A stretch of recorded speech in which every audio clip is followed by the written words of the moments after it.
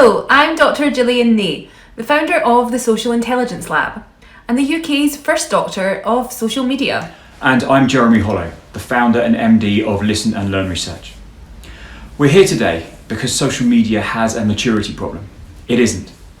Despite its age, we're still dealing with a child. It's grown so quickly that it's outstripped our ability to develop the right social norms or maturity to contain it and to humanize it.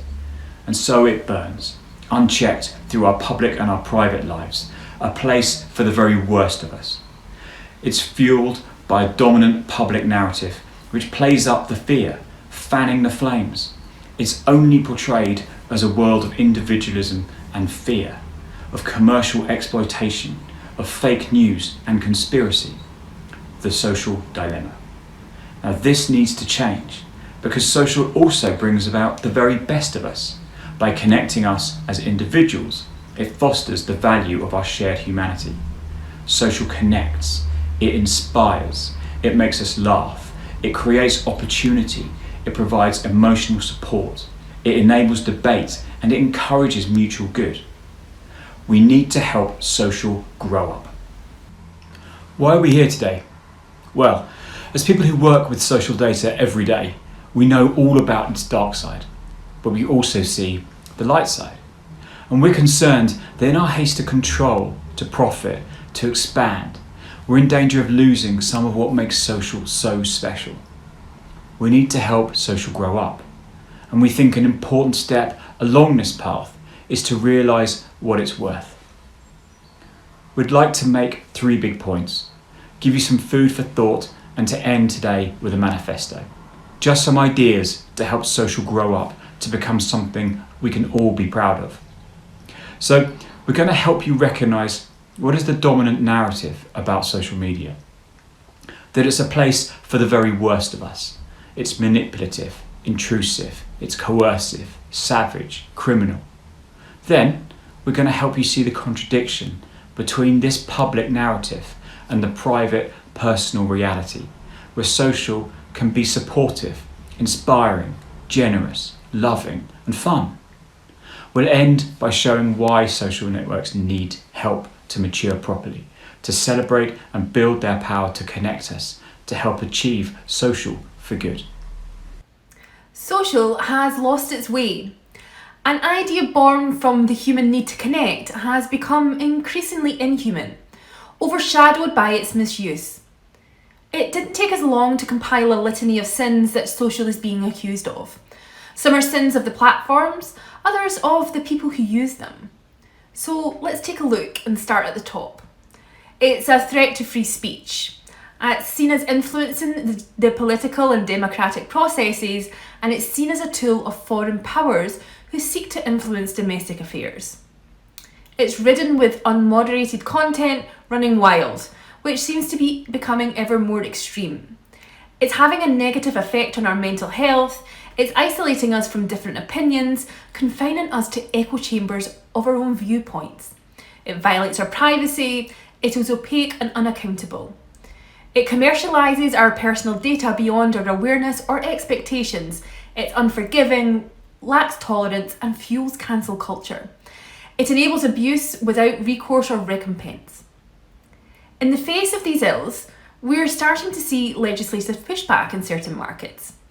It has been reported that President Biden is no fan of Facebook, and there's talk of changes being made to Section 230, which would make the platforms responsible for the content published on them.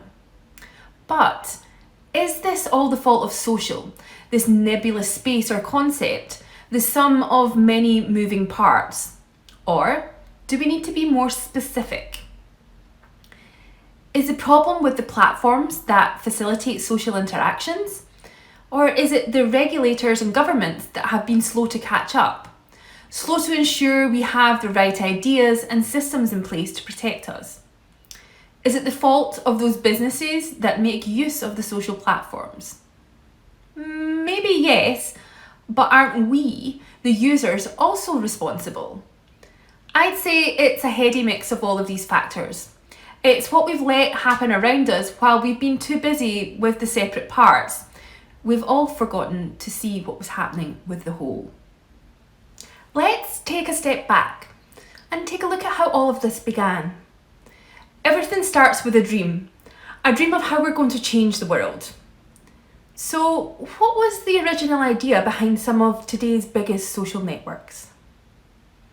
Here's how they describe themselves and their goals: to drive social interaction, to connect people, to be highly personalised, to bring you closer to the things you love, to share, to be open and connected, to find your people, to enjoy freedom of expression, information and opportunity without barriers for everyone. There's a lot of common language in here, and looking across these ideas showed 5 founding principles. Goals to enable people to connect, to find, meet and engage with people in groups you know, people you've lost touch with, or people like you. This could be with family, friends, communities, or even brands. Then there's the desire to discover information, news, wisdom, how-tos, inspiration and memes. The desire to learn provides a layer of purpose and motivation that strengthens our need to connect. And to make these connections rich, meaningful and capable of being maintained, social networks were designed to let people share. Giving creative power to the people shifted agency and made the platforms places people wanted to be. Social shares capsulated our lives outside of the narrow geographic sphere of influence and made it global. All this sharing needs to be fun, which brings me on to the next founding factor: play. All of today's successful social networks reward participation. They enable users to have fun, to play games, to dream, to live all or part of their lives in virtual spaces. The final factor was change. They aimed to give people the tools to encourage activism, to make change happen, to give people the agency to start things themselves, to make their dreams come true. So, we had these bold, lofty, even noble virtues: connection, discovery, sharing, play, and change. What we didn't have were boundaries. In the excitement of what could be done technically, they overlooked what might happen socially. And so we're left with this awkward situation where the networks are reluctant to take responsibility for the result of their creations. A situation where the pursuit of these goals can be done at a cost to others. Big dreams so often get eaten along the way. What can start as lofty goals can become muted day by day as the realities of making things work commercially set in. As a result, these ideals have slipped. Social has, for many, become a place that is too easily allowing us to get away with being the worst of ourselves. It's given us the tools to shout loudly, to reach and influence others like never before. With anonymity and impunity, we can act without fear of being held to account. So, while we agree that there is much to do to rescue social, we feel the responsibility is shared. We need all to be part of the solution, to take responsibility for making it right. But we need to show the way. Someone needs to step up. Are you in?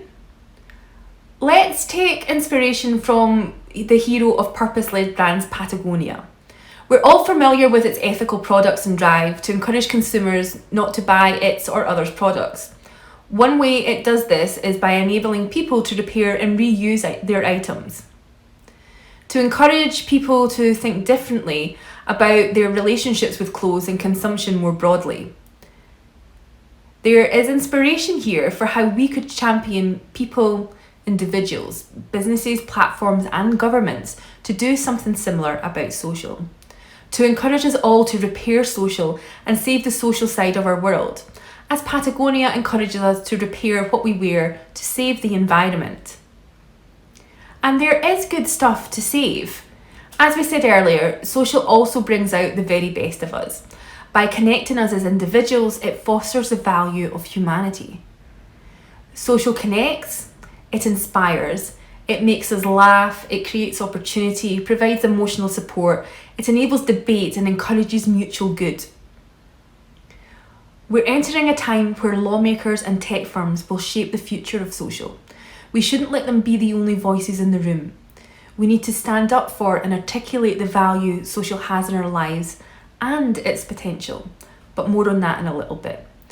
First of all, let's take a closer look at the different ways social media creates value in our lives, our work, and in our communities. From the work we've done in social over the last decade or so, we've seen it create lots of value across 3 different spheres of life: personal, commercial and business, and in social and community. Let's explore each of these in turn.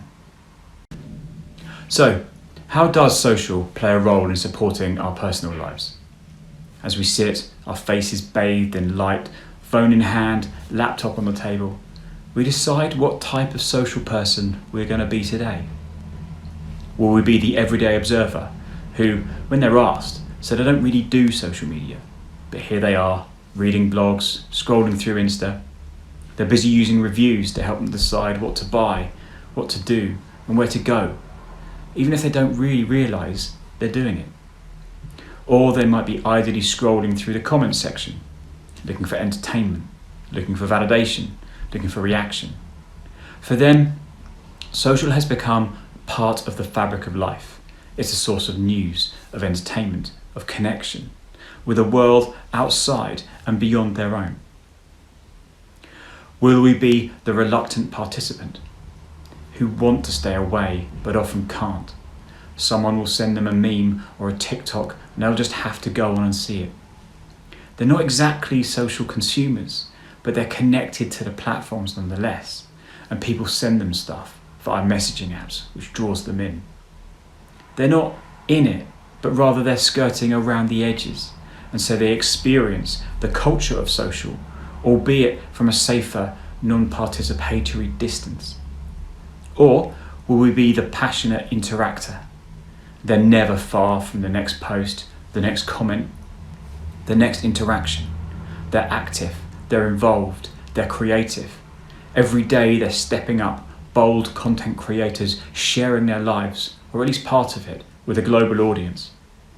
They can be just starting out, reaching for that first 1,000, that first 10,000, first 100,000 followers.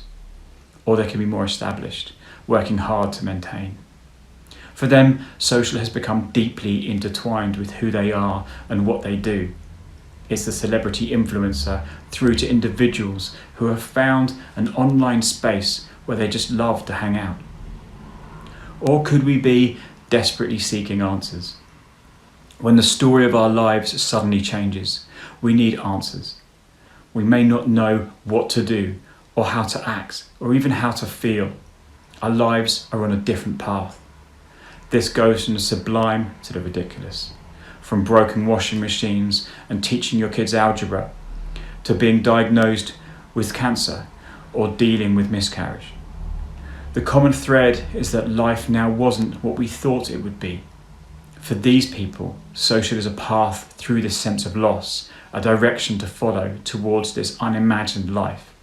It's a way of rebuilding a new narrative, one step at a time, informed, supported, and guided by people who have been there before. The interesting thing about social is that we can change. It doesn't make us fit into rigid demographic boxes. We can be one thing today, then change it up tomorrow. What is it that these groups have in common? Of course, it's about connection. Connection, reach, hope, ambition, serendipity, and chance. For some, it's a channel to showcase their creativity. For others, it's a route out of trouble. For many, it's a place of collective wisdom, a place to share and develop understanding. It can bring a sense of place, of identity and belonging. People baking banana bread find their recipes, tips, and inspirational videos. People struggling with diabetes find old hands who can tell them how to make it work. And people wanting to entertain find an audience. I'd like to share a couple of stories, both vital, both very different, both examples of social for good. It's time to talk about a tough subject. About 1 in 4 pregnancies will end in a miscarriage. It's one of life's dark little secrets that we keep hidden and that we don't really talk about. If you didn't know, you'd probably guess that people don't talk about miscarriage on social media, which isn't true. They do. Now you might think this is odd. Why would people turn to something so public to share something that's so private and so personal? Well, they do it because of this sort of seeming paradox of social media, that of public intimacy. And it all boils down to the fact that I can share my deepest, most personal secrets because you don't really know who I am. A lot of hope goes into planning a baby, which makes a miscarriage all the more unbearable. You have to deal with the physical and the emotional trauma, often early into the pregnancy, when few know about it. A silent, lonely trauma, which is where social comes in. 1 in 4, a lot of people are going through the same thing. Many who have come out the other side and are brave enough to share their experiences. It's in their openness and their willingness to listen, their reassurance and their guidance that people dealing with miscarriage find comfort. Now for something completely different. We've just seen how social can shine a light in the darkness. Let's look at who else is shining a light. Play is important. Laughter is important. In his TED Talk, Dr. Stuart Brown sees play as essential for socially strong, successful adults and the brain's best form of exercise. As a specialist on play, Brian Sutton Smith once said, "The opposite of play is not work. The opposite of play is depression." And science journalist Tara Hale wrote recently about our surge capacity. This is about how we can cope with a crisis in the short term, but not in the ongoing way we're experiencing with the pandemic. This is challenging our ability to cope, leaving us depleted and even depressed. Play, fun, distraction play a role in helping us through this. They help keep us sane. Social has always been a place to share the things that make us laugh. These days, it's become even more important to get some laughter back into our lives. Let's celebrate it. For adults, humour is play, and through social, it's never been easier to find an audience. Now, I hope you've heard of Shiv Ramdas. I stumbled across him late last year after finding his joyous Twitter monologue regarding his brother and the perils of trying to bulk buy rice. It's still making me chuckle. Enjoy.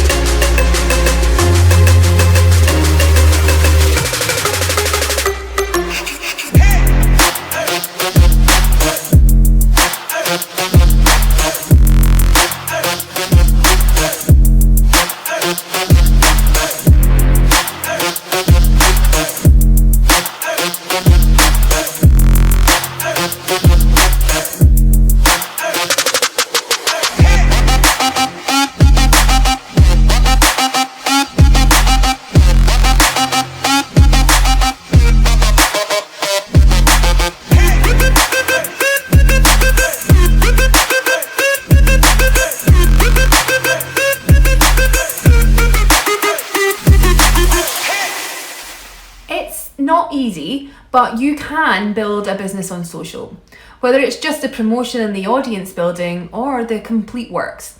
This is phenomenal and has done a huge amount to put the factors of production back into people's hands, democratizing the process of starting and running a business. The essential building blocks of business, creation, communication, commercials have never been easier to assemble. We've got micro businesses flourishing on Instagram, through to the influencers that stride colossus like across all of our social channels, with some now crossing over into offline ones too. The rise of social commerce has been gaining momentum for years, supported and enabled by the main social networks as they seek to find new ways of bringing people to their platforms.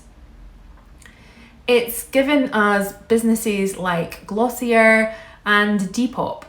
It's also proven to be incredibly adaptable.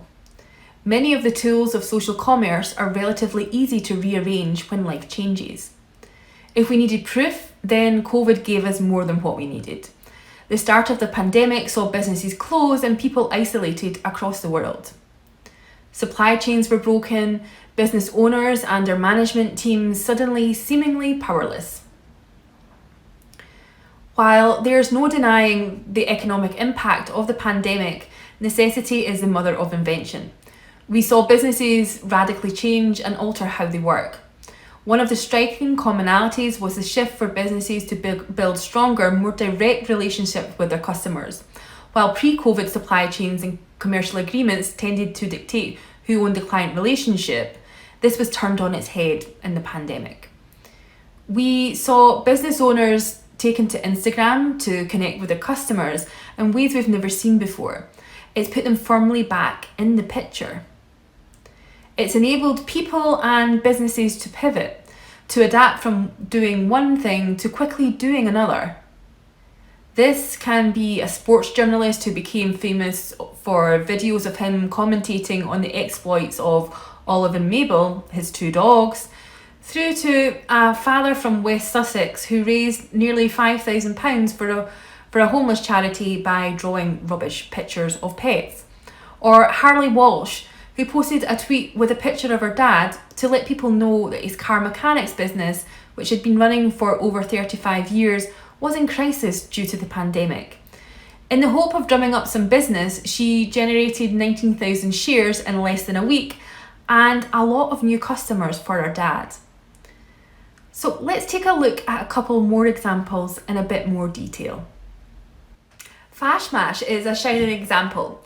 Two brand consultants who primarily worked in the fashion industry started asking some difficult questions of themselves, their business and the sector that they work in. They then used social channels to inspire change, share thinking and democratise opportunity. Their initial proposition was a network and initiative, Fashmash, a fashion industry membership-only forum to champion women in the industry, promote their creativity and career progression. The pandemic led the founders to reflect on theirs and Fashmash's values. This saw them transform Fashmash into an open space with a purpose to drive sustainable ethical practices in the sector alongside supporting younger generations and underrepresented groups to build careers in it. Their once membership-only network is now open to all, with regular IGTV events or free Zoom seminars. They also set up a sponsorship programme to help those younger people now facing increased challenges get into the world of work and develop and build their careers. Their influence, both with Instagram followers in the hundreds and thousands and regular contributions to various respected press and media outlets on the drive for change in the fashion industry, cannot be underestimated. Social has been the platform and the tool to reach, engage, inspire and activate this positive change. The last area we'd like to talk about is the role that social can play in bringing together communities of people. Like a spark that ignites, the right message at the right time can start a fire that burns around the globe. Black Lives Matter, Me Too.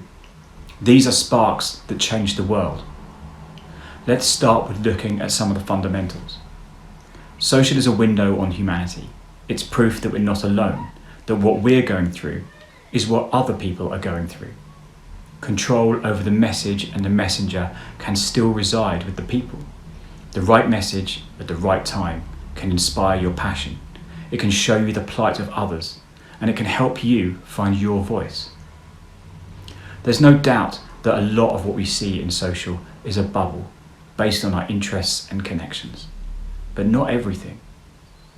If we choose to look in other places, if we're brave enough to step outside, if we're open-minded enough to give that post a second glance.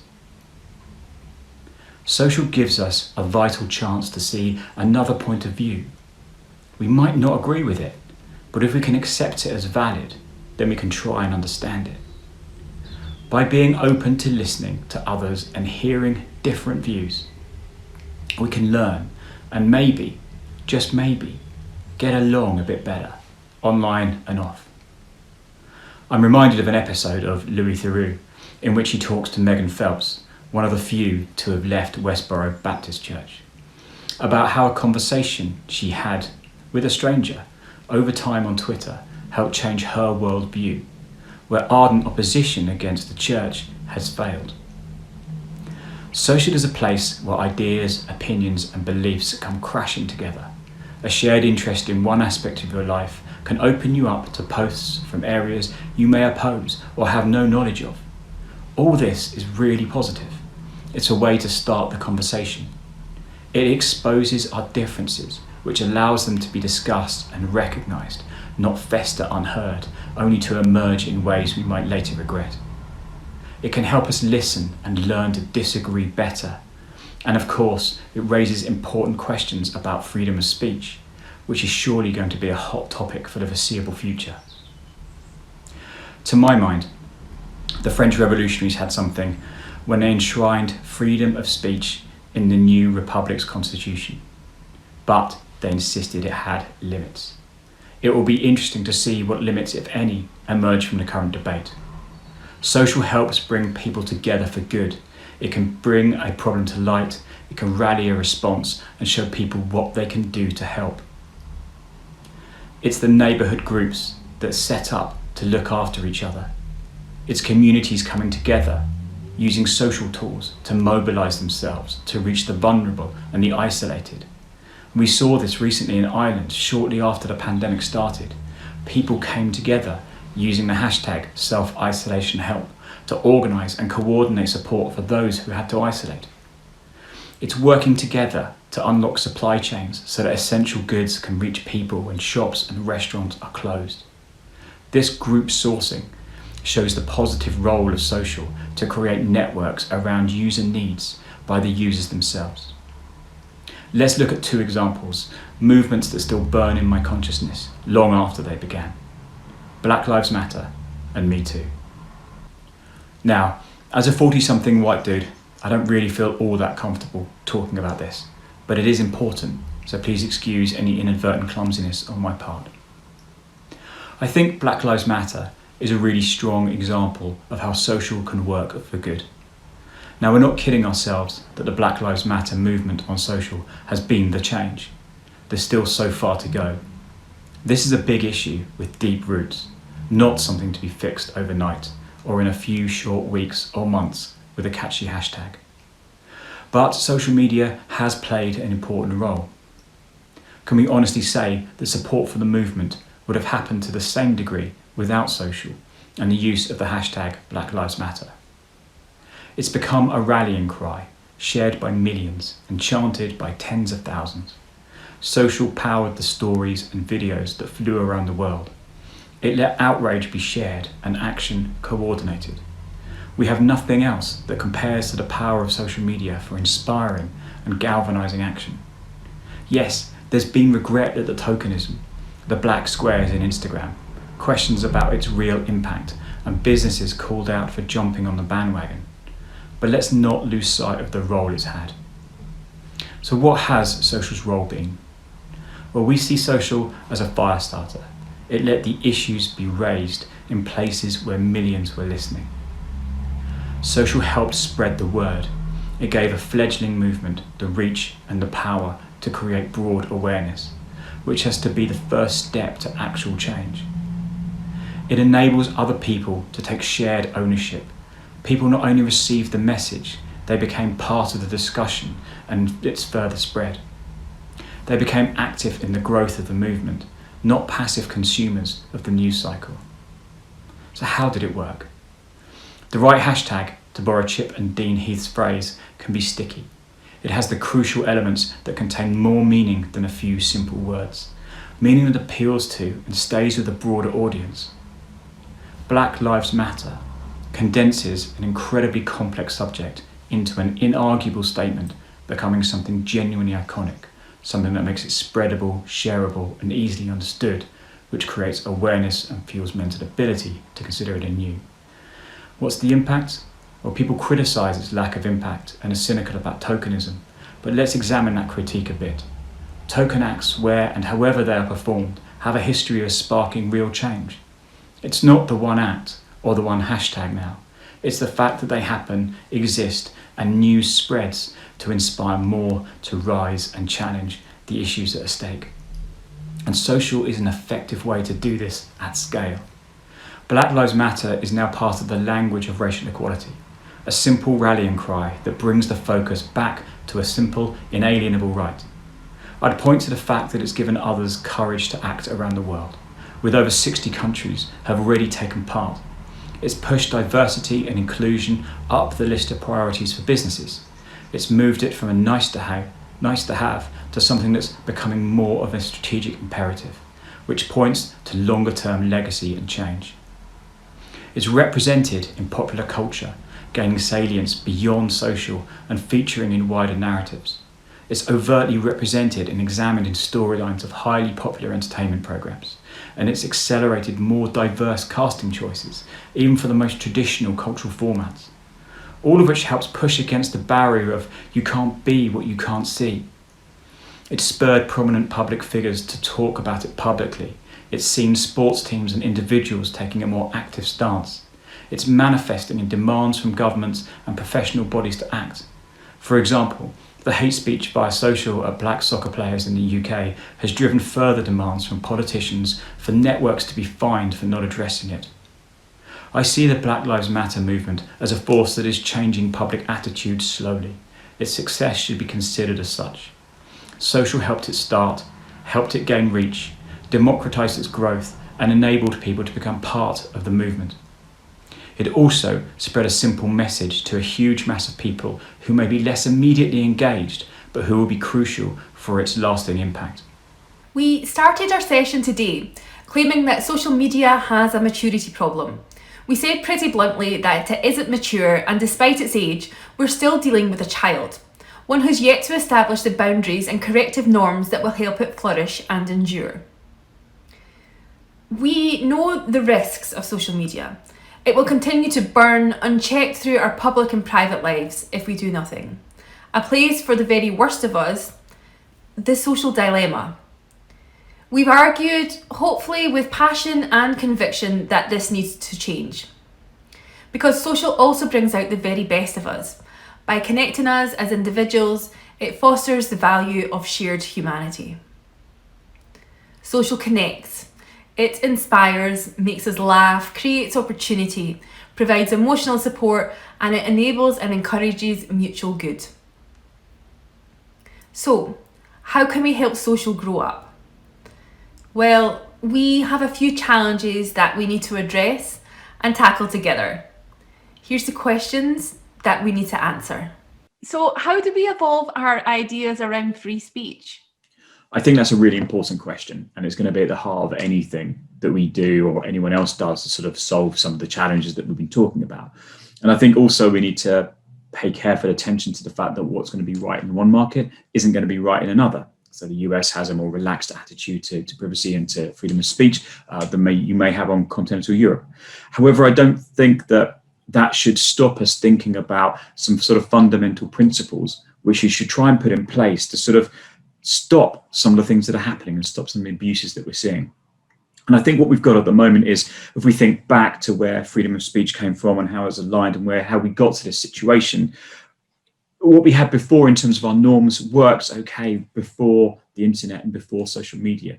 So we had newspapers, we had television, we had the regulatory structures around that, and then we had people meeting each other. And we have structures in our societies that deal with people being abusive and people being horrible, and we know what to do in those situations. That doesn't mean that it's easy, doesn't mean that it doesn't happen, but we've got more structure in place to sort of work out what to do.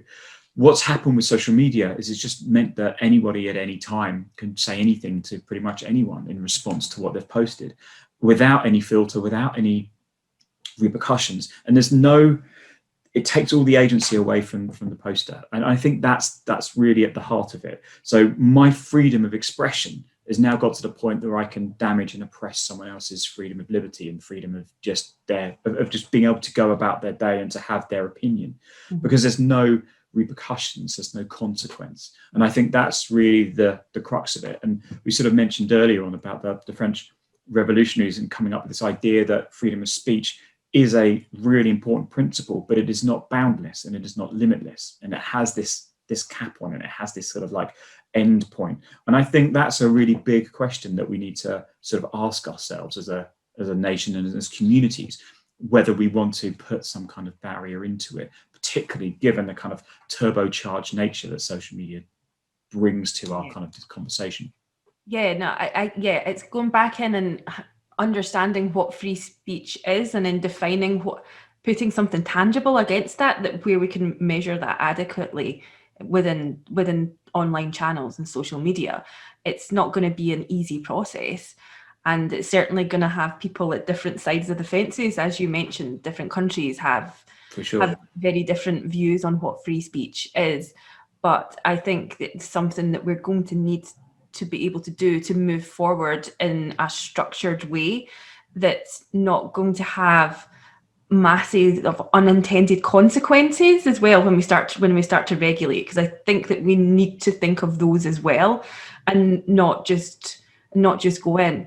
It also leads to the idea of kind of talking about personal agency and how we build that to enable others to stop the trolls. What's your thoughts on that? I think it's fascinating. I think you always get this line of the Taylor Swift lyric, "Haters gonna hate," has just popped into my mind. And I think it's just, we have to assume and we have to work on the knowledge that actually people just kind of enjoy being idiots sometimes. And I mean, that's probably not the right phrase of word, but what I mean by that is it can be fun to annoy people. We've all been there. It's all happened at some point of our life where we just wind someone up because it's a bit of fun. And I think we have to kind of just be a bit mature about that part of human nature. That's the lighter scale. It goes down into the depths of the darkness where people are being much more savage with each other. But we have to sort of build that in. And I think, and this is the bit I think is pretty more controversial, people might hate it, people might like it, but I think we have to have some kind of timeout system, or we have to have a mechanism based around personal agency. And I kind of like Canadian ice hockey in the way that they have a fight, they annoy each other, they have a fight, they both get sent off, they cool down, they come back on. It's some kind of intervention. And at the moment, we don't have that intervention. And the technology platforms don't seem very willing to intervene. Obviously, we've had the Twitter action against ex-President Trump, and that's a good example. But that doesn't work on a day-to-day, you're trolling me, I'm being harassed. I can't do anything to stop that. And I think there's a challenge here around, I would have thought the technical solution would be fairly simple. I think the ideological weight behind it would be more challenging. And I would suggest that we look to things like game theory. We look to ideas around how do you make trade-offs between options which are unattractive, but are based around what's the best outcome for both people when they might have competing ideas. So you could have a situation where you're trolling me, I sin bin you. You're offline for a month off that platform, or you're offline for a week off that platform. But if I then sin bin you all the time, and then you report to that, and then that gets moderated by the platform, and they decide that I'm being unfair in my sin binning, I get suspended for a month. So I think it's all about, we need some reciprocity. We need sort of like this kind of mutually assured way of behaving, so that I can't overstep what, as a community, we determine are our norms of behavior. Mm-hmm. Without some consequence. Yeah, I think, like, I mean, it's a controversial one, and I guess that just now when people are getting suspended, they're getting suspended for some of the content they're posting. I'm unsure that if they're being suspended for trolling other people. I don't know if that's a thing just now, but it seems that it's not just a content problem where we're sharing misinformation or we're doing something with that there is actually that more social problem which is based around the trolling, and people can't get away from it. Game theory is an interesting one, because a lot of social media is already built on game theory. It's just turning it in its head and bringing it back to the users. I suppose it's like, do we want to have a system with no consequences? Yeah. Because that doesn't feel, that's not real. We don't live in a world with no consequences. No. Societies form rules and behavioral norms and all of these kind of like behaviors to make sure that societies work for the majority of that society. And I just think that that's kind of missing, because it's been very exciting, it's been very quick, and actually the tools of how you would normalize some of that behavior aren't in the masses, they're in the platforms. Yeah. And so I think that's where it's changed, and that's kind of where the challenge lies, I think. But it's going to be really interesting. And you can imagine a situation that there are super smart people out there who know how to design systems that are going to enable this right sense of mutuality, that's going to enable a group norm to develop and then to self-police. And then that can be done. I'm sure it can be done. We can create all of these things. We just need the will, and we need some sort of people in a room to sit down and go, okay, right, how do we think through all these possible scenarios? How are people going to break it? How is it going to be gamed? But then still building this sort of sense of, I don't want to get rid of free speech. It's not what I'm saying. I just think that free speech needs to be contextualized with more norms that put around it that help it not just be so one-sided without consequence. Yeah, no, I think I agree with you. I think there's a long journey in this one, and it's not going to be for everyone. People are going to hate it, which everybody hates change anyway. But something does need to change, because we're in this position, and we need to relook at where we are and what we're going to do next. And it's going to take some smart people to do that. This is an interesting one, and another question that I think that we need to address within all of this. And it's the dopamine loops and people getting rewarded and addicted within social media itself. That is a massive problem. How do we look at that and self-regulate this? It's really difficult, because it all stems from the desire for competition, the desire to be better, the entrepreneurial passion that drives lots of improvement and lots of innovation in tech platforms and gives us huge benefits in society. But again, it's developing without this sort of understanding of the unintended consequences coming through it. So it's it's analogous, I suppose, to conversations around large pack sizes. And do large pack sizes then encourage larger eating? And there's an argument that's there. And I suppose it's the same thing about a need to sort of step above the immediate concerns of different platform providers and actually go, right, you're doing stuff here, you're doing stuff here, you're doing stuff here. The 55,000 foot view of what you're doing is that society is changing and moving towards this direction, which is actually having a negative impact across lots of different areas of our life. And to actually step up and go, right, maybe we do need to think about putting some limits on it. Maybe we do need to think about regulating some of these reward systems. Maybe we do need to think about time and exposure and just what's happening, and to bring a better understanding that we've had social media for decades now.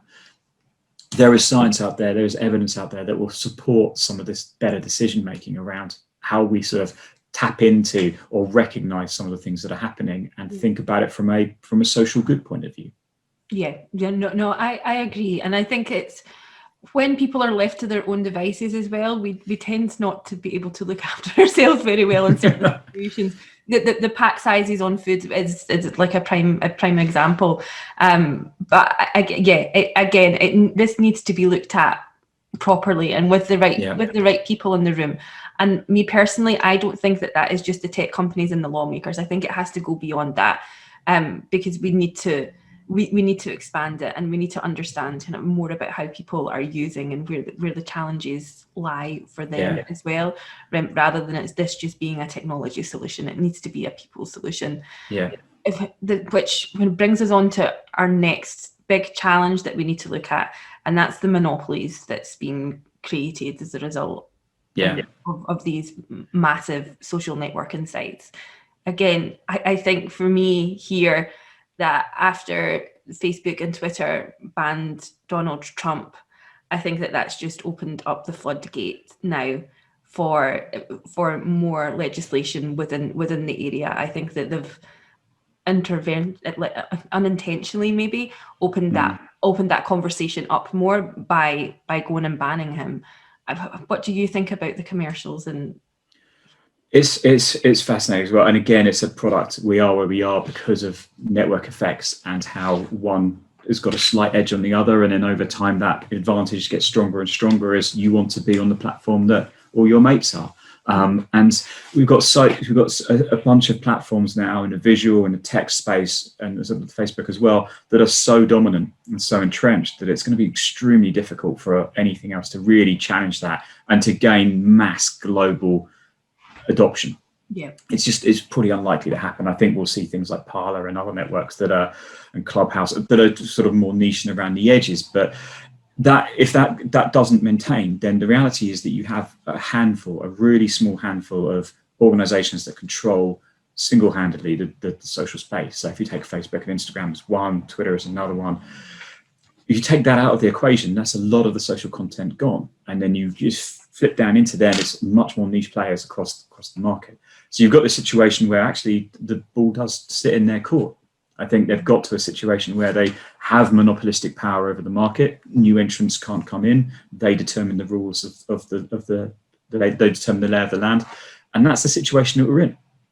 I'm not saying that was something that they set out to do. I'm not saying that that we should be anti-competitive. I'm not saying any of that. We just are in a situation through network effects that we have a few dominant players, and it's time for those to then think about how their governance should fit within the world in which they found themselves, and their position should reflect the sort of the need for morality to come through into their practices a little bit more than it just being around the pursuit of profit or the pursuit of optimization or efficiency or gain in shares or any of those other metrics that are involved. It's almost like they need another CSR layer on top of their work, which actually takes and maybe measures and takes responsibility for the moral health and the mental health of the users.